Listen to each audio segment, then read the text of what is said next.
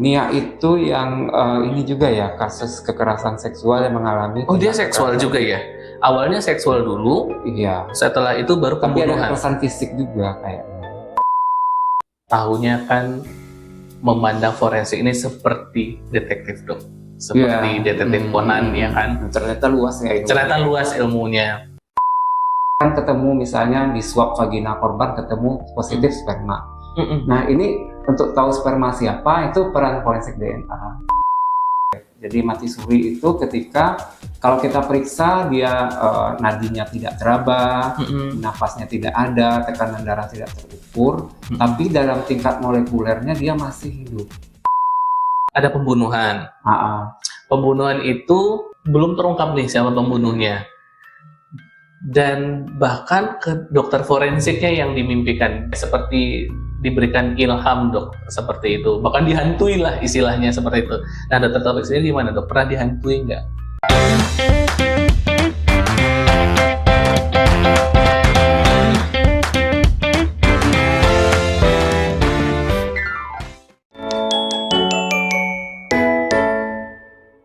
Halo sahabat semua, terima kasih sudah menonton video ini, di mana pada hari ini kita sudah kedatangan seorang narasumber, bintang tamu, senior saya, sahabat saya, Dr. Taufik Hidayat, MSc, spesialis forensik mediko legal, MSc. Nah, jadi gelarnya banyak sekali. Jadi Dr. Taufik terima kasih sudah datang ke podcast kita kali ini. Kali ini kita akan ngobrol-ngobrol aja dok, jadi kayak ngobrol santai gitu tentang forensik dan mediko legal. Oke. Jadi boleh dok sedikit mungkin diceritakan tentang backgroundnya dok, dulu dokter sekolah di mana, kemudian pendidikannya apa aja, terus kenapa sih tertarik dengan forensik? Nah, itu penting banget dong. Baik, terima kasih Dokter Eko. Mungkin pertama sekali saya menyapa pemirsa ya. Selamat pagi nih ya dok. Selamat pagi. Selamat pagi. Okay. Baik, perkenalan tadi sudah disampaikan oleh Dokter Eko. Saya Dokter Taufik. Baik, kalau dari segi kenapa saya ngambil spesialisasi forensik, mungkin kalau kita tahu ya, mungkin spesialis forensik dan mediko legal, sekarang namanya spesialis forensik dan mediko legal ya. Dulu spesialis forensik aja ya. Sekarang sudah SPFM. Jadi itu untuk ahlinya di area Padang ataupun di Sumatera Barat itu sangat sedikit ketimbang mungkin Dokter Eko sebagai ahli Objin ya. Itu setiap kabupaten kota udah pada banyak ya. Nah kita cuman terfokus di Padang. Nah di Padang ini saat saya masuk dulu hanya ada satu orang yang aktif, Dokter Rika ya. Nah setelah itu baru saya masuk, kemudian ada kawan lain yang masuk ya, sehingga kami sekarang ada di Padang sekitar 6 orang. Oh 6 orang. Jadi 5 sampai 6 orang lah ya. Sudah lumayan cukup cukup lah ya dok ya untuk wilayah Kota Padang dan sekitarnya gitu sekitarnya. Karena ada peluang seperti itu ya kenapa tidak ya kita ambil spesialis forensik. Kebetulan saya daftarnya dulu PNS, jalur PNS sebelum ambil sekolah itu ke sebenarnya ini staf UNAN nih, staf dosen ya. Yang juga berpraktek di klinik sebagai spesialis forensik. Tapi apa memang suka terhadap mayat seperti itu dok? Dan kalau di pikiran mungkin kita masyarakat awam ya, jadi forensik itu lebih ke mayat-mayat. Apa nggak takut dok lihat mayat? Ya, kalau di masyarakat awam memang sih kita dengarnya forensik itu pasti yang berhubungan dengan yang sudah tidak punya nyawa lagi atau mayat ya. Iya. Nah kalau mayat kan selalu diikutkan dengan kata-kata apa nggak takut misalnya dengan ya mayat itu kan macam-macam ya dok. Kadang-kadang mayat itu memang kita temukan meninggal dengan cara normal atau yang tidak wajar ya seperti ada kecelakaan atau karena pembunuhan ya atau karena bunuh diri. Yang kondisi mayatnya itu sendiri memang tidak utuh gitu, atau sudah busuk. Nah itu kan menjadi momok ya di masyarakat. Tambah lagi unsur-unsur ini unsur apa namanya mistis Mistisnya. ya. Oh iya. Oh iya. Nggak takut tuh Ada. nanti diikutin sama ininya, sama rohnya misalnya. Iya. Nah, sebenarnya kalau dari segi ilmu medis sih, dari segi ilmu forensik kan memang orang meninggal pasti ada proses pembusukan ya. Ya, ada mulai dari perubahan pasca mati ya, dari lebam mayat, kaku mayat, kemudian sampai membusuk, bahkan nanti busuk lanjut atau penulangan menjadi tulang belulang atau serpihan ya. Nah itu proses yang normal sebenarnya. Yang memang tapi memang seneng dok dari dulu. Dok tuh S1 gitu suka, enggak juga? Waktu S1 apa ya? Mungkin kalau forensik dekat dengan dunia detektif ya katanya. Iya seperti itu. Ya, forensik dekat dengan dunia detektif karena membantu penegak hukum dalam mencari kalau jenazah sebab kematian. Sebab kematian. Nah, sebab kematian itu kan kita melakukan otopsi. Otopsi itu bedah mayat ya, kalau bedah jenazah. Dan itu memang yang kita bayangkan selama ini ya kan. Jadi kalau berbicara tentang forensik lebih dekat ke hukum, kemudian jenazah sama detektifan. Jadi sangat menarik sekali. Dokter, saya juga dengar nih, Dokter Taufik nih sekarang sekolahnya banyak banget ya kan, dari spesialis forensik. Di mana dong dulu? UGM ya? Iya. UGM. Kemudian ada S2-nya. Sekarang tuh lagi ngambil S3 kalau nggak salah di UGM ya dok ya? UGM. Ya. UGM, Universitas Kebangsaan Malaysia. Bisa nggak dok dijelaskan sedikit perjalanan pendidikannya? Tadi sempat ditanya di awal ya. Iya. Baik, kalau dari segi riwayat pendidikan, dulu kan S1-nya kedokteran Fakultas Kedokteran Universitas Andalas. Kemudian kalau untuk menjadi dokter setelah SCAT itu kita kan ada profesi ya, tahap koas namanya, ada 2 tahun. Kemudian saya tamat 2008 untuk dokternya. Kemudian setelah itu kalau untuk pendidikan ya, saya melanjutkan ke magister PPDS namanya, jadi MS PPDS di Fakultas Kedokteran. Itu semacam medical education, dok, semacam ilmu pendidikan medik gitu. PPDS sih, PPDS tapi dia combined degree. Lebih combined degree ilmu kedokteran klinik dengan fokusnya ke ilmu kedokteran forensik dan mediko legal. Itu kita tempuh selama 3,5 tahun. Jadi mulai tahun 2013 pertengahan sampai saya itu ujian nasional tuh di akhir 2016. Jadi 2017 itu sudah MSc SPF. Kan dulu kan karena combine. Ilmu kedokteran kliniknya itu 1 tesis, kemudian gelarnya ada MSc. Kemudian nanti diikuti dengan tesis 1 lagi untuk PPDS-nya yang gelarnya spesialis forensik. Nah, itu yang dipakai sekarang ya, yang betul. Untuk praktek itu kan SPF-nya ya.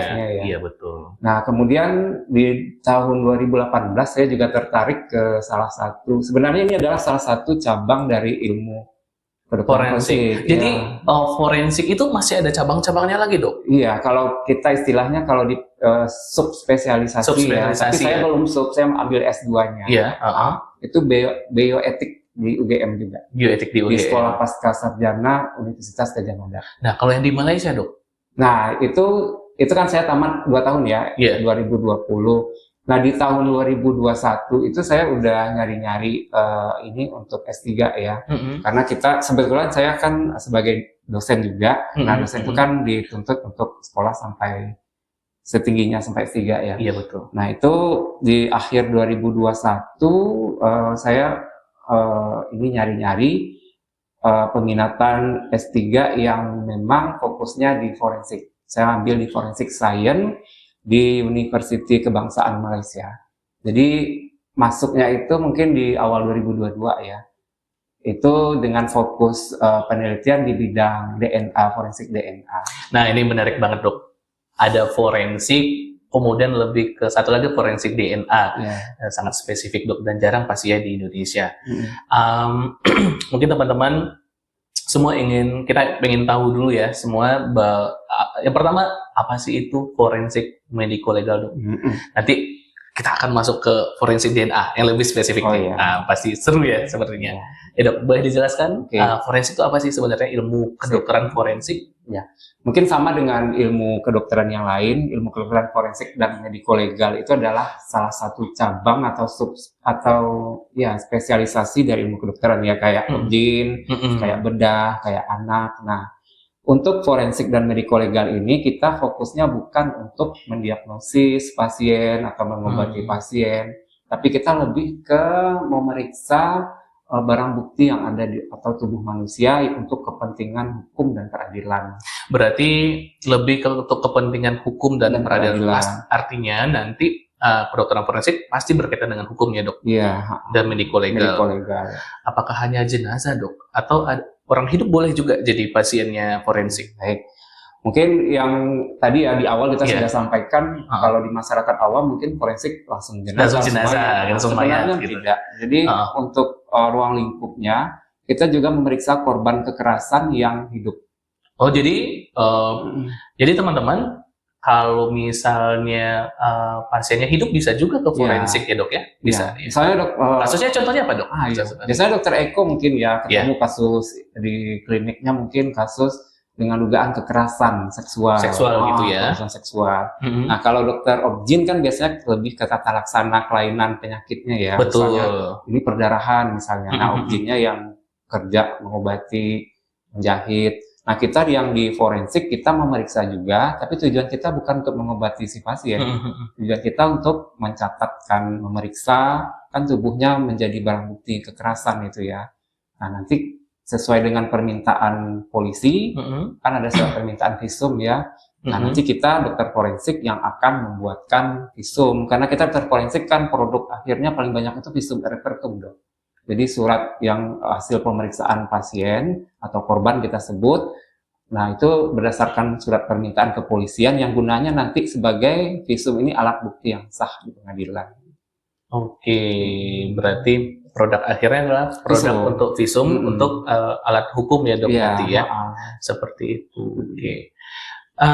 Dok, pengalamannya nih dok, sudah beberapa tahun nih jadi spesialis forensik. Punya cerita pengalaman yang seru nggak dok? Misalnya, gini dok, saya pernah baca artikel. Jadi teman-teman ada artikel waktu kalau nggak salah itu di Malaysia tentang pembunuhan. Jadi ada spesialis anestesi, dia membunuh istrinya. Dia membunuh istri itu dengan cara memasukkan seperti evofluran ya, dimasukkan ke dalam itu isofluran mungkin gas anestesi, dimasukkan ke dalam jimbol itu. Kemudian dalam jimbol itu kemudian ditusuk pelan-pelan. Nah, kemudian akhirnya dihirup sehingga istrinya meninggal. Nah, maksud saya apakah kedokteran forensik itu ceritanya memang seserem itu dok? Dokter atau mungkin punya pengalaman yang gimana dok? Contohnya. Memang waktu pendidikan dulu memang kita juga sudah terbiasa menangani ya, seperti otopsi kasus-kasus pembunuhan, kasus-kasus bunuh diri, atau kasus kecelakaan, baik kecelakaan lalu lintas ataupun kecelakaan kerja, itu yang meninggal ya dok. Kemudian yang hidup juga korban kekerasan seksual biasanya dok ya. Iya, sodomi, kemudian korban kekerasan lain kan juga ada penganiayaan, perkelahian itu ya dok, sama KDRT. Nah itu kita juga tangani ya. Nah kalau pengalaman saya sih memang menantang ya kalau untuk berpraktek sebagai seorang dokter forensik, karena kita karena pekerjaan kita itu untuk kepentingan hukum dan peradilan mungkin agak berbeda ya dengan dokter yang lain. Yang lain kan demi pasien. Ini kita juga demi pasien atau korban kita sebut. Tapi ya dari segi aspek hukum dan mediko-legalnya. Jadi kita nanti menyajikan visum ke polisi penyidik yang meminta. Nah kalau jenazah tentu polisi ingin tahu ini sebab matinya apa. Jadi dokter tadi kan bilang ada kasus di Malaysia. Nah kita sebagai dokter forensik tentu kita sebenarnya harus paham juga ya bagaimana mekanisme dan sebab kematian itu. Oke, lebih ke mencari kenapa sebab kematian ya dok? Sebab kematian. Jadi sub dari ilmu forensik, kedokteran forensik yang membahas tentang itu namanya patologi forensik. Patologi forensik. Ya, patologi forensik. Oh, jadi itu salah satu cabang ya? Iya, cabang. Jadi jenazah atau mayat-mayat yang korban kekerasan atau kematian yang belum jelas, yang kita harus tahu sebabnya itu. Nah, di patologi forensik itu nanti kita cari dengan otopsi itu ya, sebab matinya apa, mekanisme matinya apa. Tentu ini semua ini ya, ada basic keilmuan yang Ada basic ilmuwan. kita kan juga dokter belajar ilmu patologi nih, Iya, betul. untuk menjelaskan mekanisme penyakit. Jadi selain sebab kematian itu ya dok, kita di forensik bagi ada yang karena trauma atau luka-luka, kemudian ada yang karena penyakit, dan ada yang karena racun. Nah, itu yang kita cari itu sebagai dokter forensik. Sudah menemukan kasus yang seru dok? Maksudnya yang selama berpraktek nih, ada cerita seru nggak dok tentang kasus? Misalnya, boleh nggak ya dibilang ya? Nia Kurnia, boleh nggak sih ya? Tentang itu yang viral di Sumatera Barat ya? Iya, tentang Nia itu. Yang kemarin juga ada dok, yang mana? jenazah di dalam karung, kan baca nggak? Dalam karung itu ya? Iya, yang 2 hari yang lalu. Itu ke M Jamil dok? Ke Bayangkara kayaknya. Ke Bayangkara ya, sepertinya ya. Ya. Nah, apakah ya kalau ada dok cerita-cerita atau pas saat zaman sekolah dulu dok di UGM misalnya paling ini dok? Ya dulu saya di UGM itu kan di Sarjito ya. Sebenarnya kalau kasus-kasus kan kita sudah, walaupun sebagai PPDS ya, itu kan kita bekerja di bawah supervisinya konsultan kita ya. Nah itu memang untuk kasus forensik di mana-mana kayaknya memang kasus yang mengundang apa ya, kalau bagi masyarakat awam, kok serem banget cerita seperti detektif gitu. Iya. Memang sih kasus-kasus pembunuhan, apalagi ya dok, kasus pembunuhan kan, pembunuhan itu bisa dengan berbagai macam metode yang dilakukannya. Yang banyak itu kan ada yang jerat, kemudian ada yang racun, ada yang karena kekerasan tajam atau kekerasan tumpul di area-area vital tubuh lah. Yang banyak itu kan di kepala ya, tumpul biasanya. Terus tusuk mungkin yang mengenai jantung misalnya kan. Nah itu kan fatal kan. Nah itu sejak PPDS atau kuliah ya kita sebagai residen ya, itu memang sudah ada. Secara hukum boleh diceritakan nggak sih? Boleh ya? Apa ya? Kalau boleh nggak sih? Kalau nonim secara garis besarnya mungkin boleh. Boleh ya. Anonim boleh. Anonim boleh ya. Boleh dok diceritakan. Ceritakan salah satu contoh kasus dok. Contoh kasus? Iya, contoh kasus. Iya, kan boleh anonim lah ya. Boleh anonim. Dulu saya ingat saya pernah memegang satu kasus itu pembunuhan pacaran kayaknya. Jadi mereka itu ini sebenarnya orang apa ya, gelandangan ya, tapi mereka berpacaran gitu deh. Maksudnya sesama gelandangan gitu? Sama yang homeless. Oke. Terus dia itu yang pasangannya ini katanya karena cemburu ya, cemburu, kemudian dia pukul. Tapi ketika kita periksa korbannya siapa ya dok? Yang perempuan atau yang perempuan? Korbannya perempuan, meninggal ya? Iya, meninggal. Katanya pukulnya cuma sedikit, tapi sebelum pemukulan itu ada kekerasan seksual. Kita kan swab juga ya, swab kemaluan korban, kita temukan sperma atau cairan mani. Katanya dicekik, tapi pas kita periksa ternyata tulangnya pada patah semua. Semua tulangnya patah? Tulang iga? Iya. Oke. Patah.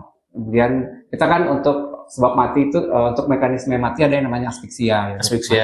Mati lemas ya. Itu tanda-tandanya kan ada kebiruan, terutama di jaringan bawah kuku atau di mukosa oral. Kemudian ada sianosis, kemudian ada bintik perdarahan yang kita temukan saat otopsi di organ-organ dalam terutama. Nah itu tuh kan kalau kita tidak otopsi hanya dengan keterangan korban saja, pelaku saja maksudnya, itu kan tidak ketemu ya. Ini sebab matinya sebenarnya apa, mekanisme matinya apa sih sebenarnya. Itu kita kalau tidak melakukan mendalam kan, kalau perempuan biasanya kita apalagi usia muda ya jenazahnya kita swab vagina untuk menemukan apakah ada unsur kekerasan atau persetubuhan sebelumnya. Nah ini ternyata iganya patah-patah. Semua dok? Iya, sebagian besar. Jadi kesimpulannya waktu itu? Kematiannya karena adanya multiple fracture, kemudian ada iga yang menusuk ke paru ya. Ke paru-paru. Ya. Oke.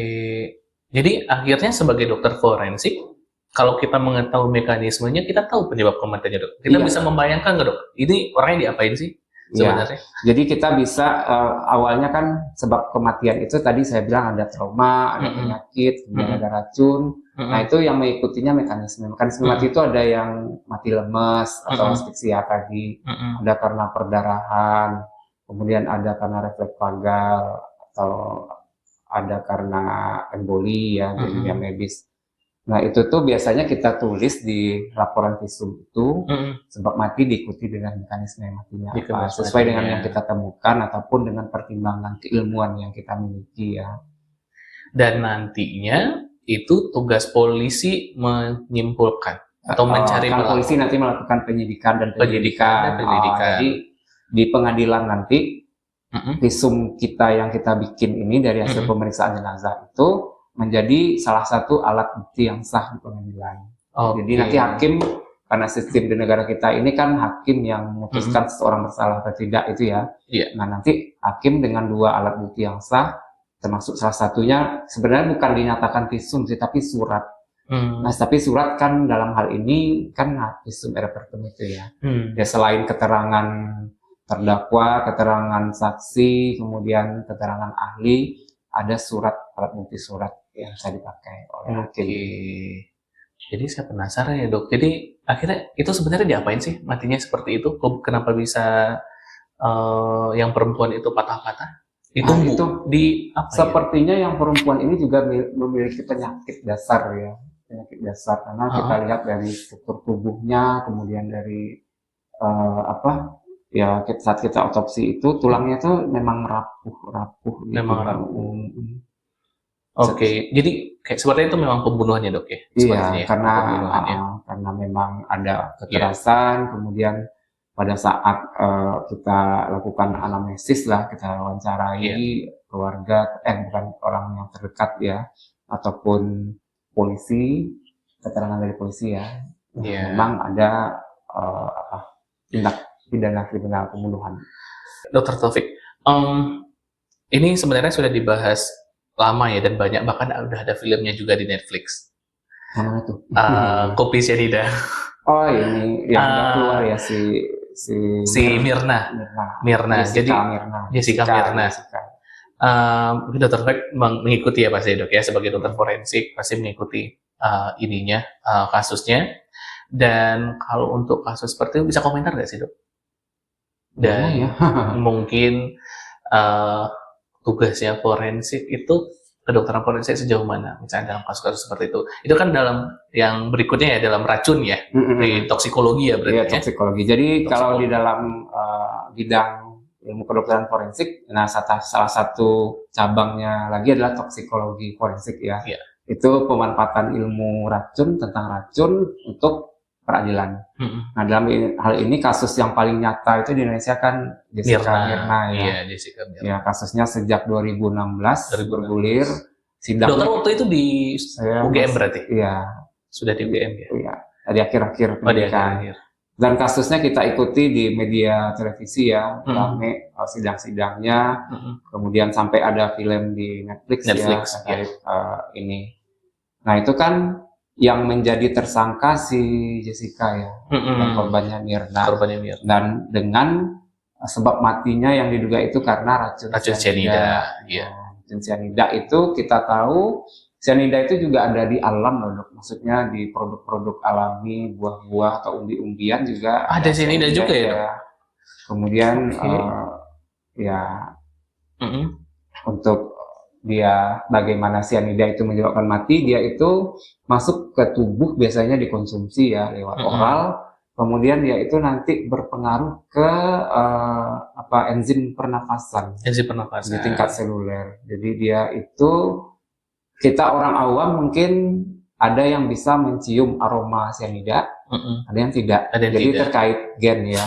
Jadi ada orang itu yang sensitif terhadap bau cyanida. Jadi dia mungkin pusing, mual karena mencium bau cyanida, tapi ada yang tidak. Kebanyakan tidak ya. Nah cyanida ini nanti dia kalau memang dikonsumsi kemudian menyebabkan kematian, di perubahan tubuh jenazah nanti ya kita lihat kan ada tadi lebam mayat, dok. Iya. Ada kaku mayat, ada tanda pembusukan ya. Iya. Nah, tanda kematian sekunder pertama itu kan lebam mayat. Nah, lebam mayat orang keracunan cyanida itu warnanya merah terang. Oh, merah terang. Ya, cherry red. Kalau kena cyanida. Iya. Mirna enggak?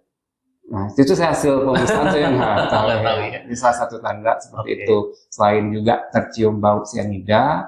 Oke, nggak semua orang yang bisa. Orang bisa. Oke. Kemudian ada perubahan warna lebam mayat. Oke. Kemudian juga nanti dia itu baru menyebabkan kematian itu kalau kadar yang terkonsumsi itu di atas 300 mg kalau nggak salah. Oke. Kalau nggak masih salah, di bawah itu, Mirna itu di bawah itu kalau nggak salah ditemukan di lambungnya ya, dok ya? Iya, di lambung. Di ya, lambungnya gitu. di bawah itu. Saya nggak tahu ada analisis berikutnya seperti apa, karena ya sebenarnya kalau untuk membuktikan seorang itu mati karena racun kan ada beberapa kriteria ya, termasuk ada keterangan riwayat mengkonsumsi racun tersebut, kemudian menemukan racun itu di dalam tubuh sama dengan racun yang diduga, kemudian perubahan yang terjadi pada organ-organ tubuh yang terimbas, kemudian juga ditemukan metabolit dari racun tersebut di tubuh. Oke. Menarik sih, dok. Tapi dokter forensik ya, dok, kalau teman-teman mungkin sahabat semua apakah setuju atau enggak ya? Banyak ini di masyarakat, dok. Kenapa masyarakat itu, ini masalah otopsi nih, dok, kita masuk ke masalah otopsi. Mereka takut keluarganya di otopsi. Alasannya satu, mereka bilang satu, organnya nggak dibalikin, jadi organnya diambil untuk apalah praktek dijual atau praktek itu. Terus yang kedua, mereka tidak senang tubuh keluarganya dirusak seperti itu. Karena tidak sesuai dengan keyakinan mungkin. Iya, sesuai dengan keyakinan. Gimana menurut pendapat Dr. Taufik tentang otopsi? Padahal kan kadang-kadang butuh ya, dok, sangat dibutuhkan otopsi ya untuk mengungkap kasus tertentu. Ya sebenarnya pro dan kontra ini sudah lama ya terkait otopsi, karena pertama itu di masyarakat kita contohnya mereka itu kan biasanya mengaitkan dengan tradisi agama, kepercayaan ya, yang mana merusak tubuh jenazah sama dengan menyakiti jenazah. Kemudian juga nanti ada mungkin dijadikan bahan praktek ya untuk dokter, atau diambil organ tertentu kemudian dijual, itu kan sering juga menjadi isu stigma di masyarakat ya. Nah sebenarnya kalau dari segi pandangan, kalau tidak saya, agama kan mayoritas kita muslim, nah itu kalau untuk memang satu-satunya jalan untuk mencari keadilan di lewat situ memang diperbolehkan untuk otopsi. Tapi organnya nggak diambil kan? Enggak. Jadi kita kan otopsi itu kan bedah jenazah ya, bedah mayat. Jadi memang kita melakukan bedah, tapi kita melakukan bedah jenazah itu tidak sembarangan, ada tekniknya. Kemudian harus lewat surat permintaan visum dari polisi dulu, baru kemudian kita lakukan bedah jenazah. Nah kita membedahnya itu ya, dok, kita memang buka semua rongga tubuh, rongga kepala, rongga dada, rongga perut, pelvis, kita buka, kemudian organnya kita keluarkan dan periksa. Nah itu setelah selesai diperiksa, kalau memang perlu mengambil sampel untuk pemeriksaan laboratorium misalnya ini keracunan, kita perlu ambil sampel hati misalnya, kita ambil sedikit, nah nanti kita semua organ itu kita kembalikan lagi ke posisinya misalnya hati dikembalikan lagi ke rongga, ditaruh lagi seperti semula ya, usus kemudian ke rongga perut, otak ke rongga kepala, kemudian kita jahit lagi dengan rapi. Setelah itu ya kita jenazah kita tata laksana sesuai dengan agama ya atau tradisi ya. Kalau muslim ya kita setelah jahit jenazah berarti kita mandikan, kemudian kafani, kemudian baru serahkan ke keluarga. Satu lagi, dok, kalau terkait masalah biaya gimana, dok? Jadi kan gini, kalau ke dokter untuk manusia yang hidup, itu kan yang bayar kita ya, maksudnya apakah itu dari asuransi ataupun tunai seperti itu, maksudnya yang bayar pasiennya. Nah kalau untuk kasus-kasus forensik itu yang biayai siapa ya, dok, sebenarnya? Kan ada juga masyarakat takut ya di situ harus bayar gitu. Ada yang dibayar sama negara, Negara ya biaya itu. Kemudian kalau kasus kalau pelayanan yang lain umum. Misalnya pelayanan dari keluarga ya. Ya, kan forensik untuk jenazah kan tidak hanya otopsi ya. Otopsi mungkin dibiayai negara. Tapi kalau untuk embalming, dokter pernah dengar istilah embalming? Oh, embalming pembalsaman itu ya, Dok? Pembalsaman.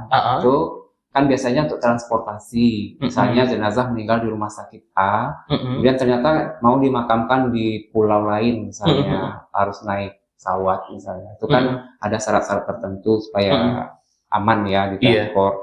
Kita lakukan pembalsaman, nah itu biayanya biasanya umum. Oh, itu dari keluarga ya, seperti itu.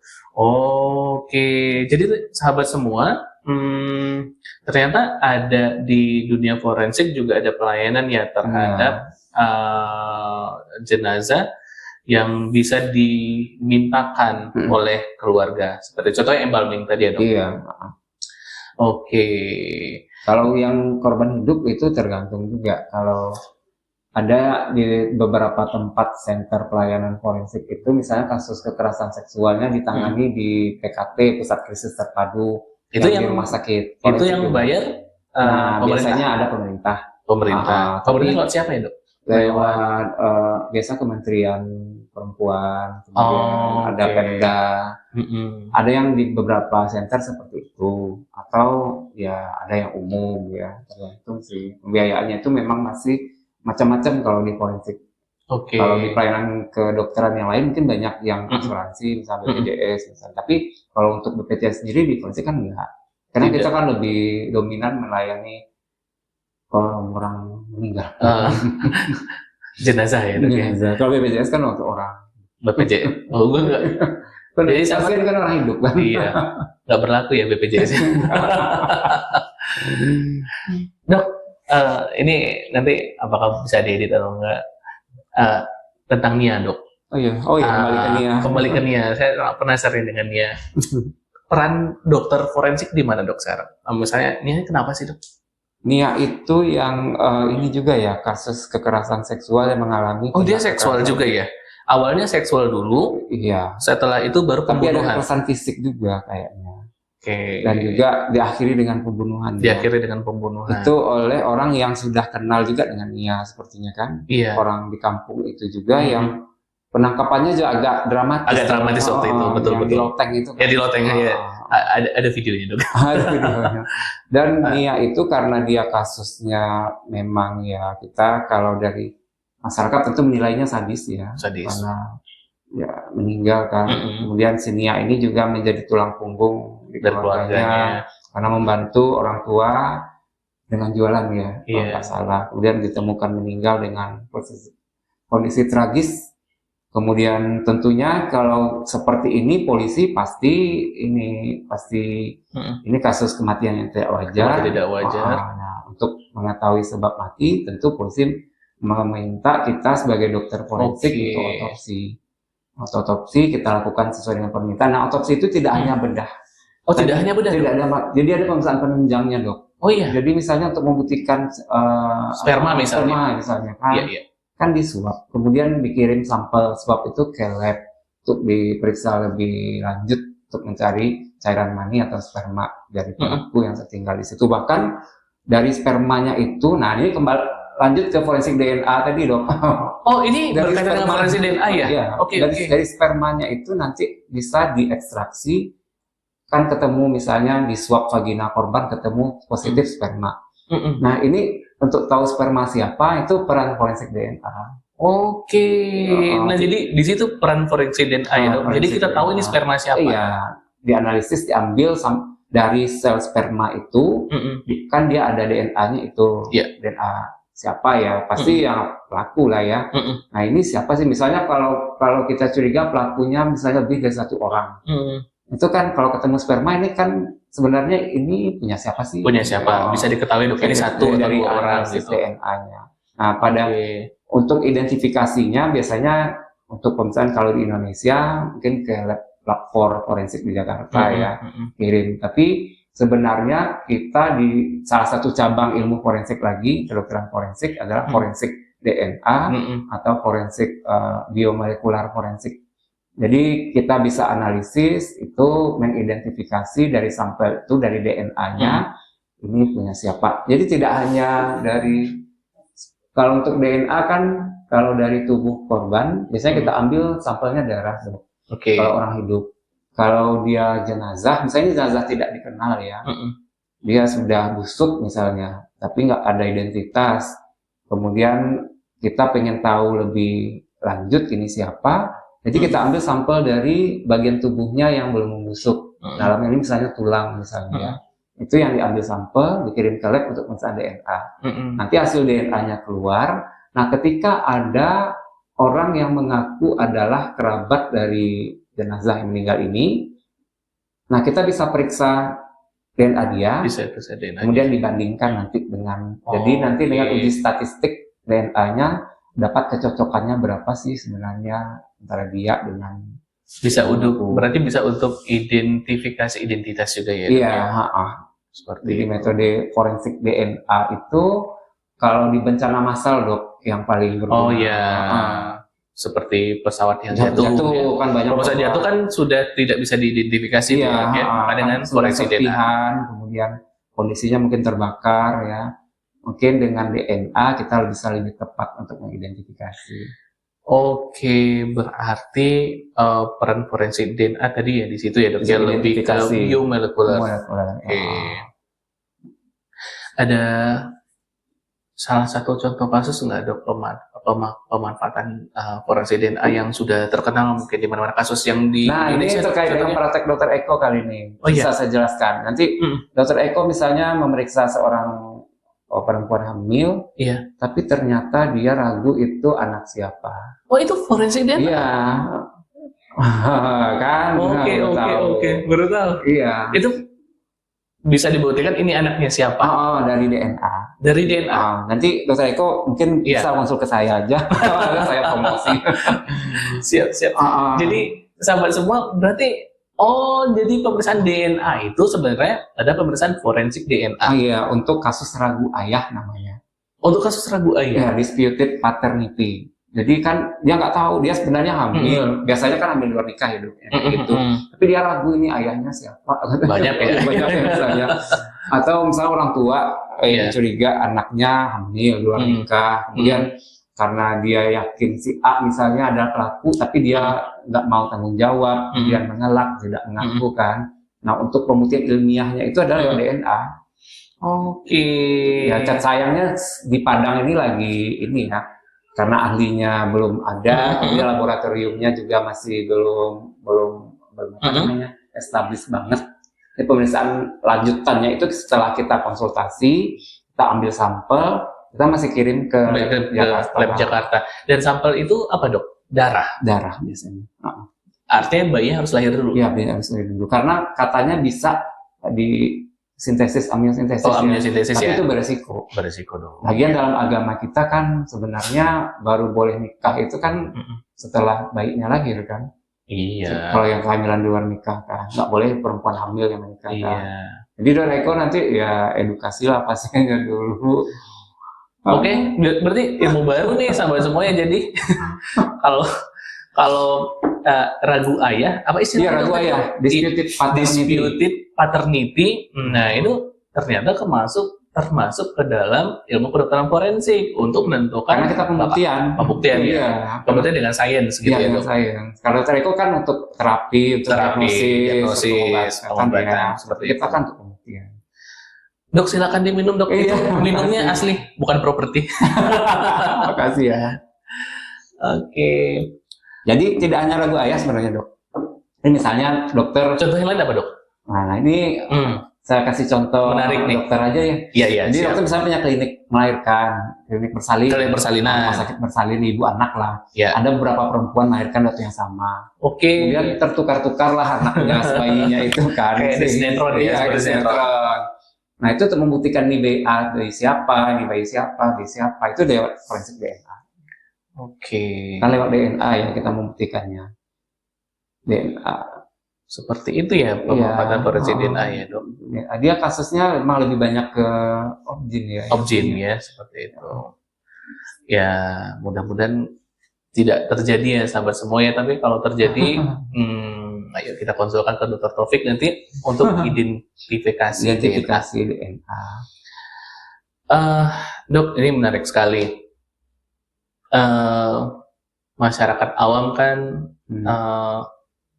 tahunya kan memandang forensik ini seperti detektif, Dok. Seperti detektif Conan, ya kan? Ternyata luas ya ilmunya. Ternyata luas ilmunya. Dan bahkan saya pernah baca juga, Dok, pernah ada cerita bahwa dokter forensik ini sampai dimimpikan, Dok. Dimimpikan? Oh. Iya, jadi dokternya indigo kali ya? Bukan, Dok. Jadi seperti ini. Jadi ada pembunuhan. Pembunuhan itu belum terungkap nih siapa pembunuhnya. Dan bahkan ke dokter forensiknya yang dimimpikan, seperti diberikan ilham, Dok, seperti itu. Bahkan dihantui lah istilahnya seperti itu.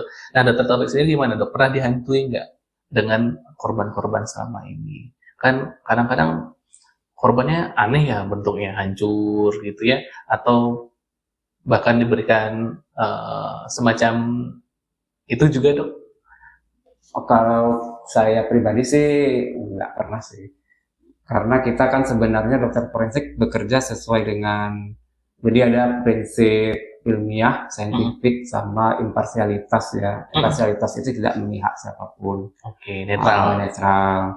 Nah, kalau ilmiah, saintifik tentu berdasarkan asas ilmu kedokteran ya, saintifik yang evidence based. Nah, selama saya berpraktek sebagai dokter forensik ataupun sejak PPDS, yang seperti dunia supranatural mistis itu emang nggak ada ya.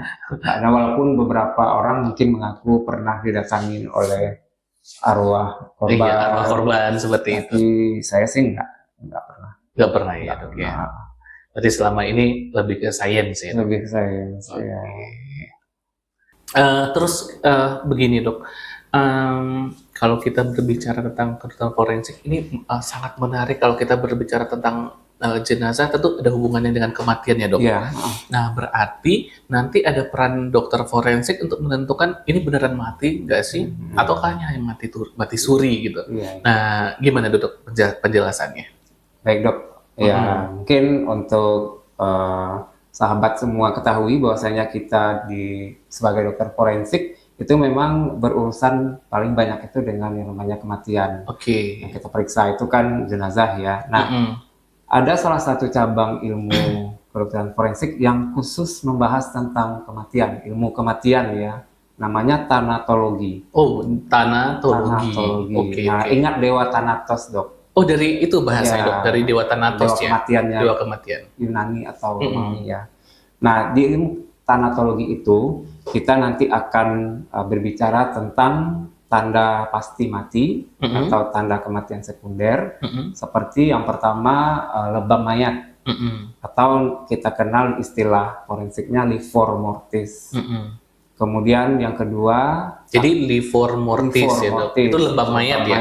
Oke. Kemudian yang kedua rigor mortis. Rigor mortis itu apa, Dok? Rigor itu kaku mayat. Oke, kaku mayat. Tadi lebam, ini kaku. Kemudian ada lagi yang penurunan suhu. Kan ketika orang meninggal itu suhu tubuh menjadi turun ya, menjadi turun dari biasa.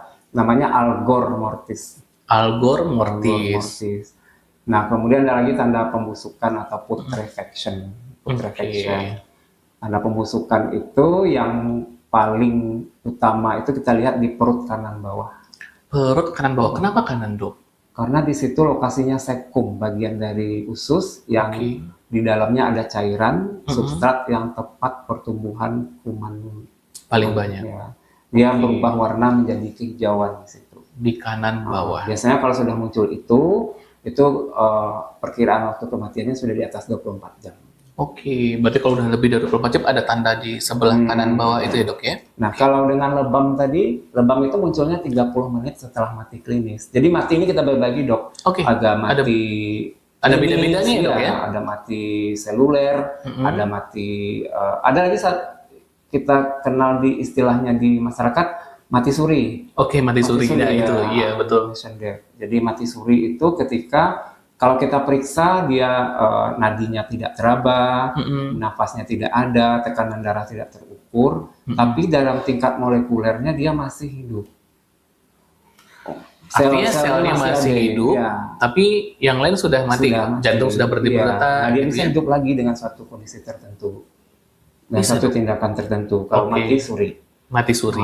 Nah, kalau mati klinis itu mati yang kita, misalnya dokter ya di IGD, ini dengan kondisi tertentu, nafasnya tidak ada lagi, tekanan darah tidak terukur, kemudian nadi tidak teraba, nadi besar ya dok, kemudian EKG-nya sudah flat, pupilnya sudah melebar, ya itu mati klinis.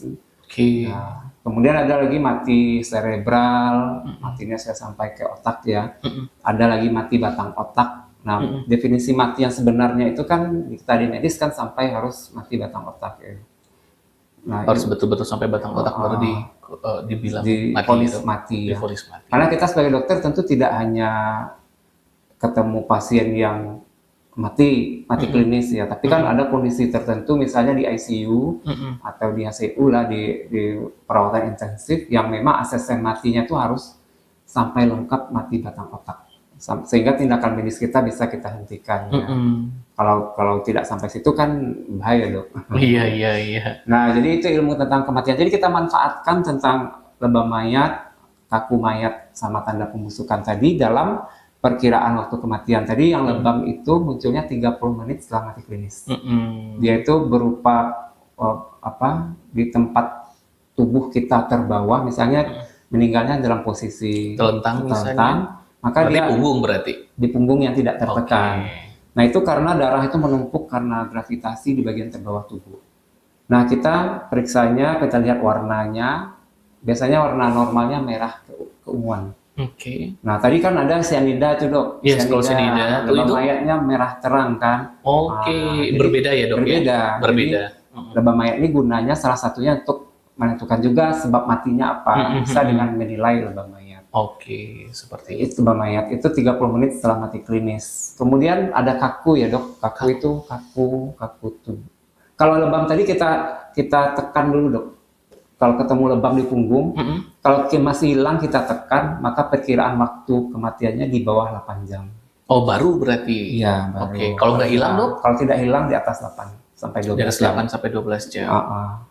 Berarti kita bisa nilai ya, ini mayatnya ini udah berapa lama matinya? Iya, dari kaku juga. Nah, kaku ini dia itu muncul 2 jam setelah mati klinis. Oke, setelah mati tubuh jenazah akan kaku. Kaku, dia itu mulai dari sendi-sendi kecil, jadi makanya sendi jenazah itu kita gerak-gerakkan untuk periksa.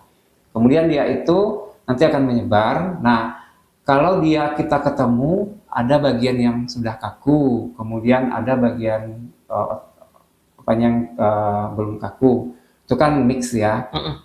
Tadi kan muncul awalnya di 2 jam setelah mati klinis. Kalau dia dalam kondisi mix, ada yang kaku, ada yang tidak, ada yang mudah digerakkan atau ada yang tidak mudah digerakkan. Seluruh dari persendian tubuh yang kaku ini atau ototnya, maka itu perkiraan waktu kematiannya 2 sampai 12 jam. Oke. Kalau sudah kaku semua itu 12 sampai 24 jam. Itu kalau 24 jam itu udah kaku semua, 16 jam lah misalnya itu semua tubuh udah kaku berarti. Kemudian ada satu kondisi yang menarik ya dok, yang mirip dengan kaku. Oke, tapi bukan kaku. Tapi bukan kaku. Iya. Nah, namanya cadaveric spasm. Oke, cadaveric spasm apa tuh dok? Cadaveric spasm. Nah, ini dalam teorinya itu kalau sesaat sebelum mati itu orang itu mengalami tekanan fisik dan psikologis yang besar. Maksudnya apa dok? Misalnya orang mau bunuh diri nih dok, pakai senjata, pakai pistol misalnya kan.